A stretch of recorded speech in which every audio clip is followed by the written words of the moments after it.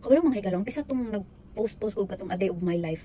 Nga, ipakita na ko sa inyo akong tamong lugar dere, kung unsa klase nga Pinoy-anan ang kung asa may nagstay.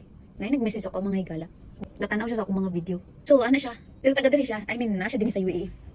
Ano siya, be? Ma-afford naman nimo magpuyo ka ng saka unit pa nga, puy-anan. Hindi ko nga, kung afford na namot eh, siya. Pili-pili na mo mag-asawa nga magstay sa inani. Kay, kung mo rin dako nga lugar or isa ka unit, siyempre, gastos, mahal ba kayo din ito? Kablaw pila niya akong among renta din he, partition ra ni siya. Maligdako ni siya nga kwarto, gihati og upat. Gidivisionan ba? Kamay 1-1 ni din he. So 1,100 dirham. 16 or 17 mil sa kuan, 17,000 sa Pinas. Okay naman. Check afford lagi. Kung wala tayong mga responsibilidad. Unsa una natong is pag-ibig, unsa pa tong mga ibang kung katong imong ibayad, nga mahal nga unit kung ko kag unit. Savings na lang nimo. Mahal jud kayo mga kwarto din he.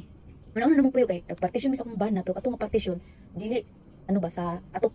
So batian nimo kung may mag-aginot sa aginot. Sa bigas kwarto. So, mo to nangita mi kanang partition ngay nani kani among gibalinan ron kay abot gid siya sa kuan niya. Doble siya ang iyang partition so dili mo madungog ang kabila. So, I mean, ang akong punto is that okay ra mi. Promise. Okay ra mi sa inani nga sitwasyon. Hilom man, peaceful man. Mo na importante din eh. Kung afford nimo go. Pero kung ako makaingon ko kaya na ako nga mobalin og mas nindot nga ani nga ron pero dili pa sa pagkakaroon. Kasi kakaroon ay sunod na, di ba? That's it.